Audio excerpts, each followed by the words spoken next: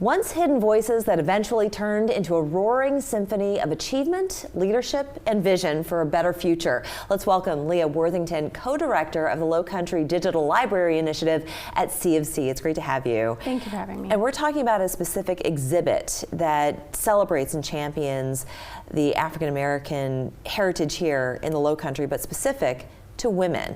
So tell us more about this exhibit. Yeah, so as we're celebrating Women's History Month, I think it's interesting to note that the majority population in Charleston and the Lowcountry was, and actually across South Carolina, was Black women. I did not know that. Yeah, it's an interesting fact. And we are in this exhibit looking to highlight Black women's stories and voices. And there's so many, and like you say, it was statewide, and they all held different roles, very important roles, and you talk about the story of survival. So maybe we could talk about that piece just a little bit.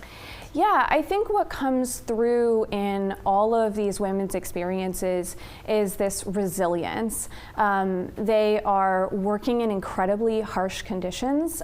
They're surviving traumas, and through all of this, they're learning to thrive through each other, through their relationships with each other and their families, through their cultural practices, through their religious practices. And this exhibit talks about all of those experiences: their work, their relationships, their culture, and their religion. I can't imagine without that anchoring of the bond that they had with each other, like you mentioned, religion, that there were so many opportunities for despondency and losing hope, but there never was that loss of hope. So incredible lessons and just such a rich culture that has come out of that experience.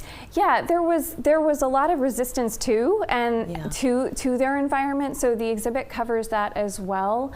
But there's also, just like you said, this continued hope of one day seeing themselves outside of that, outside of that system. Yeah. It took a long time. Yes. It took a long time, but they certainly did. There's one woman in particular that I wanted us to focus on. But first, you say that this is a very comprehensive digital exhibit. So what makes it digital, and where do you see it? How can you take part in it? Yeah, so a digital exhibit is just like a museum exhibit, except that you get to enjoy it from the comfort of your couch, or in a classroom, or across the country, or around the world. So you can find it by going to the College of Charleston's library website. The project itself is called the Lowcountry Digital History Initiative, and there are over 24 exhibits there, one of which is Hidden Voices. And where did you pull all these stories from, and the artifacts of the culture?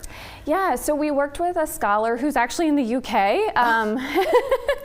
Worldwide indeed. Yes. That's amazing. So we worked with archival materials, the WPA narratives, which was a federal writers project to capture the narratives of formerly enslaved people, was a good source for that.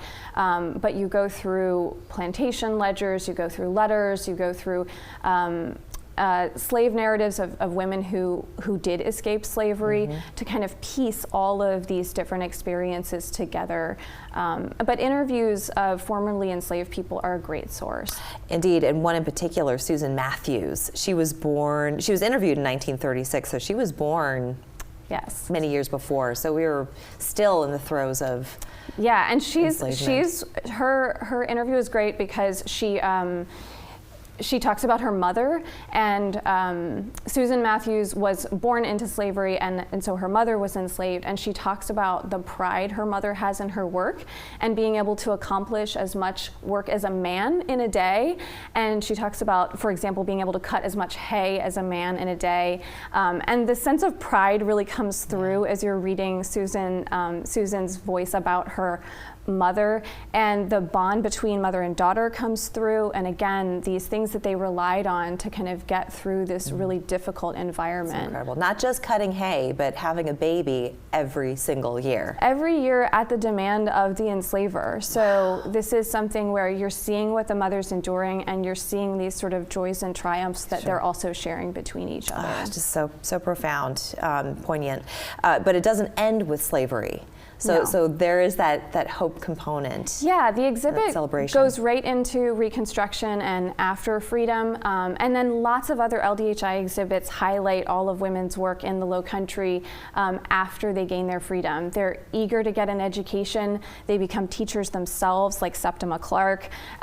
They are nurses and doctors. The first Black female doctor in South Carolina practices medicine right in downtown Charleston in a hospital in the early 1900s. Incredible. I love that. Well, this is a wonderful lesson and inspiring stories for everyone. So where can people download or where can they view this exhibit? So they're all free and online.